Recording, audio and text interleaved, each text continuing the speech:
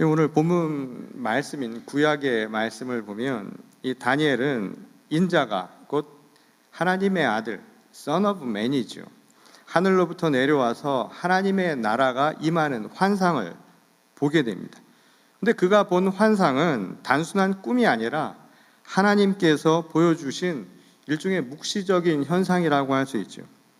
세상을 구원할 메시아가 나타나서 하나님의 통치가 이 땅 가운데 이루어질 것이다 라는 그런 말씀이었습니다. 이제 부정한 세상, 권력에 의해서 다스림을 받는 세상이 아니라 하나님이 보내신 메시아를 통해서 이제 하나님의 말씀으로 통치되는 그런 나라를 이루어 가실 것이다, 그런 이야기이지요. 이 신약 성경을 보게 되면 예수님을 88번에 걸쳐서 인자라고 부른 사실을 우리가 알 수 있습니다. 이 다니엘이 본 그 인자가 바로 예수님이라는 사실을 강조한 것이었죠. 오늘 우리가 읽은 또 다른 본문인 요한복음에 기록된 사건은 바로 그 주장을 뒷받칠 만한 이야기를 우리에게 전하고 있습니다. 그 이야기는 유대의 대제사장들이 예수님을 로마의 총독에게 넘기며 그를 처리해 줄 것을 부탁하는 것에서부터 시작하게 되지요. 이 당시 유대 사회는 로마에 예속된 상태였습니다. 그러니까 식민지 상태였음라고 할 수 있겠죠. 비록 로마가 많은 자치권을 그들에게 허용을 해주긴 했어도 당시 사형 집행에 대한 권한, 이 라틴어로 이우스 글라디, 검의 권한이라고 하는 것만큼은 그들에게 주지 않았습니다. 그러니까 로마의 손에 달려 있었던 것이죠. 때문에 유대의 대제사장들은 로마의 총독에게 대신 예수를 사형시켜 줄 것을 의뢰했던 것이었습니다. 하지만 식민지를 통치하던 빌라도의 입장에서는 이것이 아주 난처한 요구가 아닐 수 없었습니다. 이미 유대 사람들로부터 많은 지지를 받고 있던 예수라 하는 저 사람을 정당한 사유 없이 사형시킨다는 것은 그에게 위험이 따를 수 있는 조치였기 때문입니다. 그렇다고 유대 지도층들의 요청을 무시할 수도 없는 노릇이죠. 지금도 그렇지만 한 사회의 지도층들, 말하자면 지배계급, 엘리트 세력들은 그 사회의 여론을 주도할 수 있는 핵심 세력이었기 때문입니다. 당연히 유대 지도층들과 원만한 유대 관계를 갖는 것이 그의 입장에선 정치적으로 이점이 많은 선택일 수밖에 없었던 것이죠. 아마도 빌라도는 여러 가지 이해 타산을 따져보았을 가능성이 굉장히 큽니다. 이 유대인들로부터 예수를 인계받아 신문한 것은 그런 의미에서 빌라도의 입장에서는 어쩔 수 없는 선택이었던 것이죠. 그래서 빌라도는 단도직입적으로 예수께 이렇게 묻습니다. 당신이 정말 저들이 말하는 대로 유대 사람들의 왕이 맞습니까? 라고 물었던 거예요. 이 질문은 어떻게든 예수를 사형시킬 수 있는 유일한 죄명, 그 혐의를 찾기 위해서 던진 질문이었죠. 그것은 당시 로마에 배반을 하는 것이거나 또는 정치적 반란에 모의를 하는 그것밖에 없었기 때문입니다. 오늘 본문의 바로 다음 장인 19장을 보게 되면 유대인들이 예수님을 일컬어서 로마 황제의 반역자라고 그렇게 몰아세우는 장면이 나오는데, 그것은 바로 이러한 질문이 가지고 있는 의도를 다시 한번 뒷받침해주는 증거라고 할 수 있을 것입니다. 실제로 예수께서 반역을 모의했다 할지라도 유대인의 입장에서 본다면 오히려 민족을 위한 일이라고 할 수 있을 만한 일이었을 겁니다.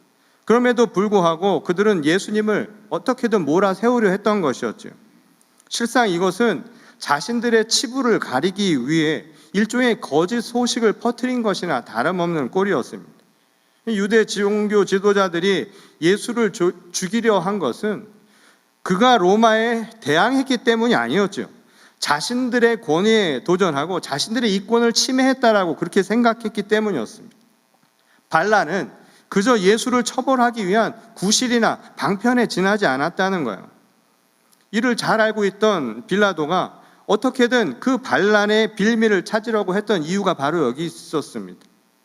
사실은 빌라도 스스로도 이 모든 것은 유대의 대제사장들이 꾸민 일이라고 할 만큼 이 정치적인 의도가 그 뒤에 숨겨져 있었던 것이었죠.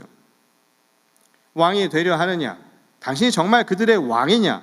라고 그 모반의 의도를 물었던 빌라도에게 예수님은 이렇게 대답을 했습니다.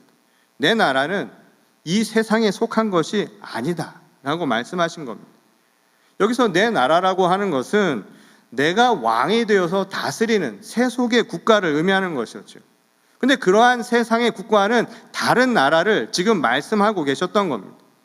그러니까 예수께서 다스릴 나라는 다니엘이 보았던 환상에서의 이야기처럼 하나님께서 보내신 그 인자가 다스릴 나라, 그것은 세상의 권력, 세상의 이해관계에 의해서 움직이는 나라가 아니라 오직 하나님의 말씀으로 이끌어짐을 당해지는 나라라고 밝혔던 겁니다.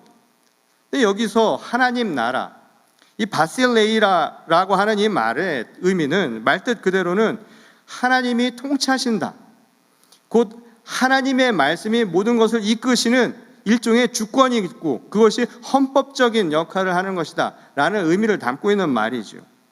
실제로 누가복음 7장 20절과 21절에 보면 예수께서 하나님의 나라를 이렇게 설명하신 바가 있습니다.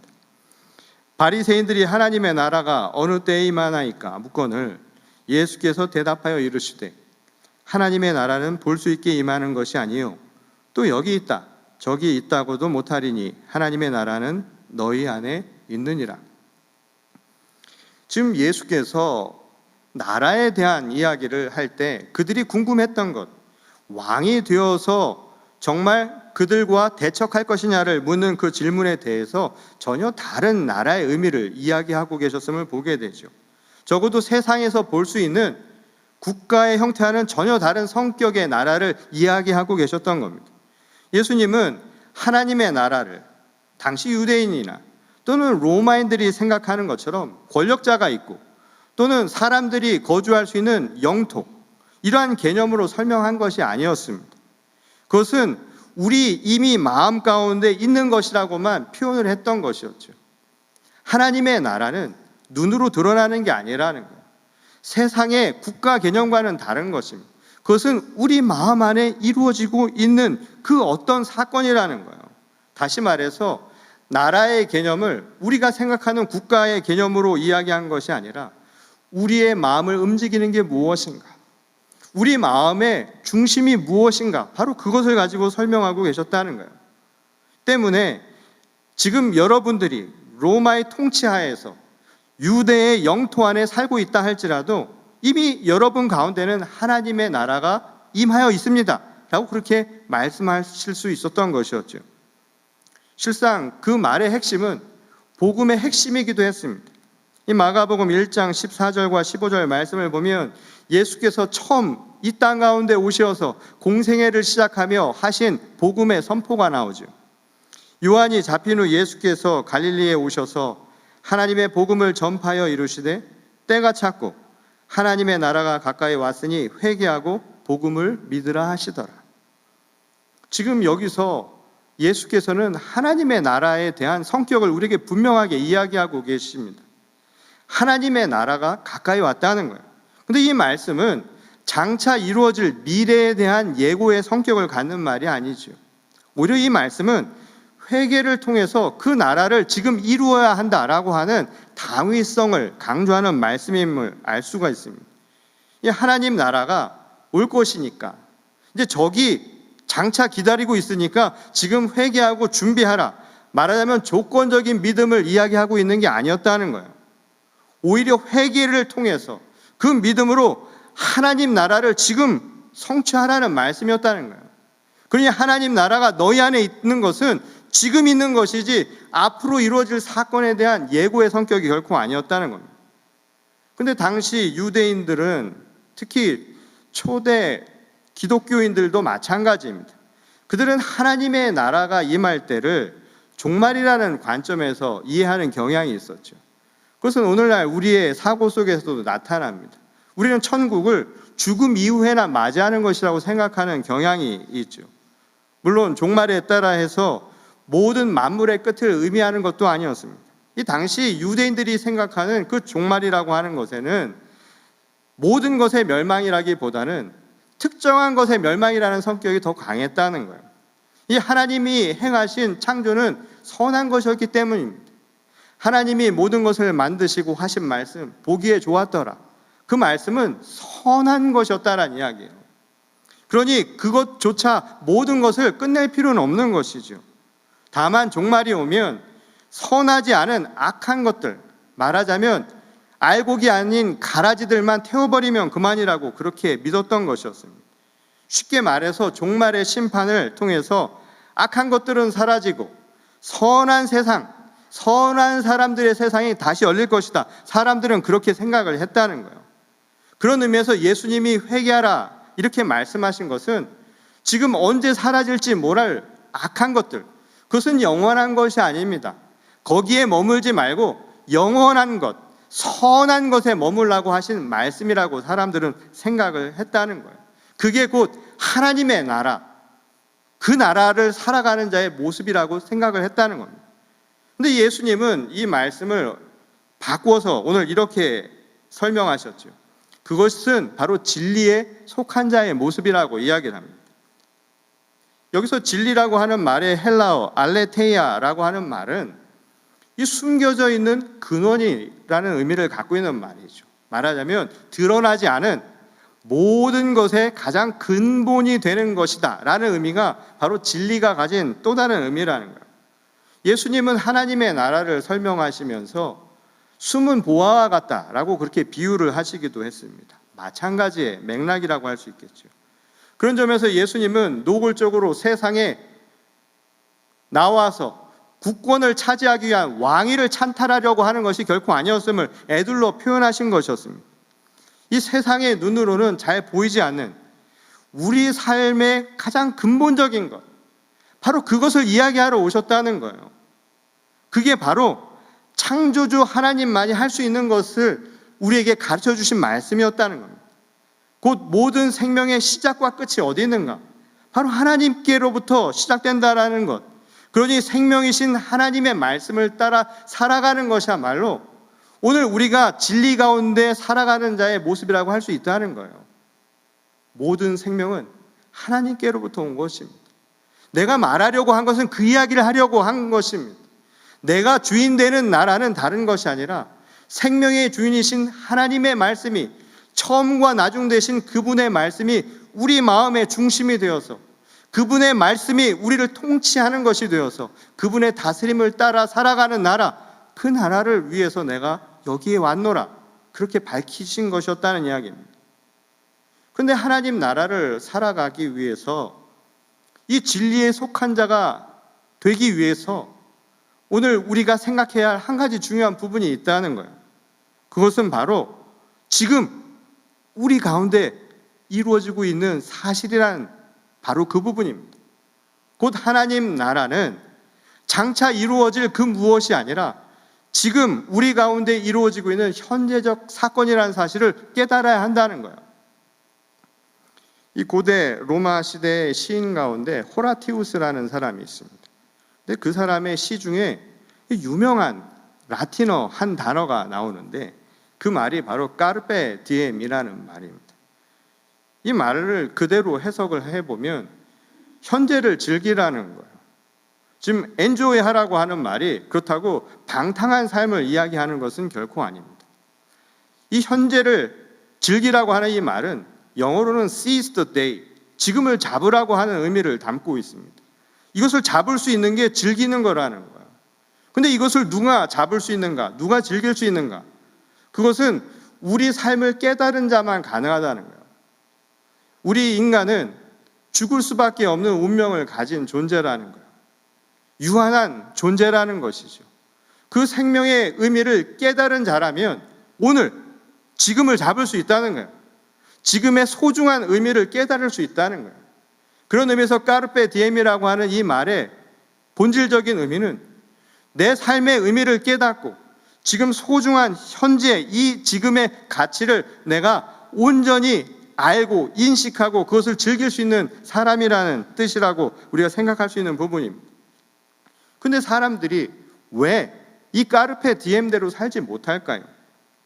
지금을 잡지 못하는 것은 결국 살아있는 생명이 아니라는 거예요. 왜냐하면 산자와 죽은 자를 가르는 분명한 차이는 죽은 자는 지금 존재하지 않는다는 바로 그 사실입니다. 그러니까 이 지금이라고 하는 것이 우리에게 그만큼 소중한 부분이라는 거예요. 그러니 지금은 우리 생명과 아주 밀접한 연관이 있는 말이라는 것이죠. 예수께서 하신 말씀입니다. 그 지금 그것의 근원이 어디 있는 줄 아십니까? 그 진리는 바로 하나님께 있다는 거예요. 하나님이 그 생명을 우리에게 주시지 않으면, 오늘 그것을 거두어 가시면 우리에게는 아무 소용이 없는 일이라는 거예요. 그러니 진리에 속한 자가 된다라고 하는 것은 보이지는 않지만 바로 지금을 허락하시는 하나님의 그 말씀을 깨닫고 오늘 우리 삶을 회개하며 하나님의 말씀대로 살아가는 것이라고 오늘 예수께서는 가르쳐 주신 것이었습니다. 죽을 수밖에 없는 육신의 욕망, 세상의 권력이라고 하는 것도 헛되고 헛된 것뿐이라는 거예요.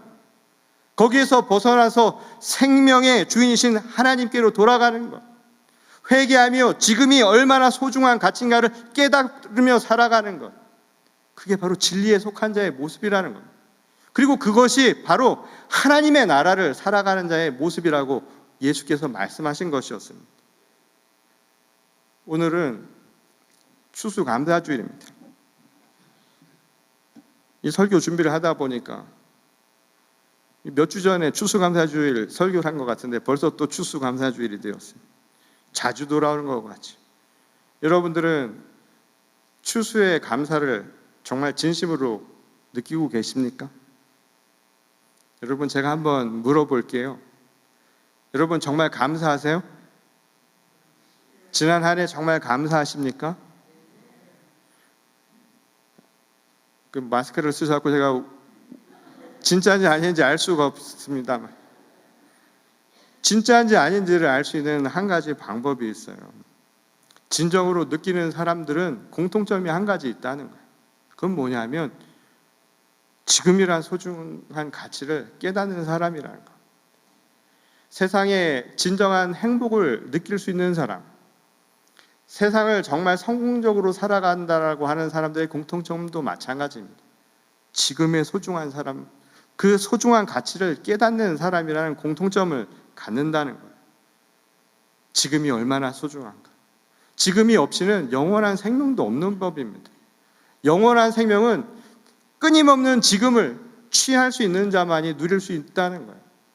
그리고 그 지금은 어디서 오는 것이 아니라 처음과 나중 대신 바로 하나님께로부터 오는 것임을 우리가 깨달으라는 말씀입니다. 그리고 그것을 깨달은 자라면 오늘 그 지금을 아주 가볍게 살아가는 겁니다. 하나님의 말씀에 통치받으며 살아가는 거예요. 세상의 그 무엇이 아니라 오직 살아계신 하나님의 말씀을 지금 지키며 그 나라를 살아가는 것입니다. 그것이 바로 진리에 속한 자의 모습이라는 거예요. 그때 우리의 마음 속에서는 마음의 고백이 나온다는 겁니다. 지금까지 지내온 것 다 주의 크신 은혜가 아닌가, 그런 찬양이 나온다는 거예요. 그래서 이제 앞으로도 모든 것이 주 안에서 형통케 되리라는 우리의 믿음과 우리의 고백들이 찬양으로 나올 수밖에 없다는 것입니다. 바로 진리에 속한 자의 모습입니다. 지난 한 해 동안 여기에 함께 하신 여러분들에게 감사를 드립니다. 그리고 우리가 함께 할 수 있도록 인도해 주신 하나님께 감사를 드립니다. 지금 여기에 함께 있는 것이 우리에게는 감사의 제목일 수 있습니다. 그리고 날마다 지금을 주셔서 하나님의 말씀으로 깨달음을 얻어서 까르페 디엠, 내가 오늘을 정말 하나님의 말씀 가운데 온전히 살아갈 수 있는 믿음을 허락해 주심에 다시 한번 감사를 드립니다. 바라기는 새롭게 시작하는 또 다른 지금들이 우리를 기다리고 있습니다. 그 지금도 하나님의 뜻에 합당한 삶을 살아가는 우리가 될 수 있기를 소원합니다. 그래서 우리가 맞이한 또 다른 추수감사주일은 더 큰 기쁨과 더 풍성한 열매를 거두는 저와 여러분 모두가 될 수 있기를 주님의 이름으로 간절히 축원합니다. 우리 다 같이 기도하시겠습니다. 우리를 지극히 사랑하시는 아버지 하나님, 감사를 드립니다. 오늘 우리 삶에 찾아와 주셔서 우리 삶의 진정한 주인이 누군가를 깨닫게 하시니 감사를 드립니다. 세상에 헛된 것, 사라지고 말 것, 유한한 것들에 마음을 두지 않게 하시고 오직 영원하신 선하신 하나님의 말씀을 따라 오늘 지금 바로 하나님의 나라를 살게 하여 주시옵소서. 천국은 먼 곳이 아니라 바로 우리 가운데 있음을 고백할 수 있게 하시기를 원합니다. 오늘 그 주인 되신 하나님을 고백하며 결단하는 주의 거룩한 성도들마다 하늘에 한없는 은총을 내려 주시옵소서. 오늘 이 시간 감사의 영광을 온전히 주님께 올려드리오며 살아계신 우리 주 예수 그리스도의 이름으로 간절히 기도드렸습니다. 아멘.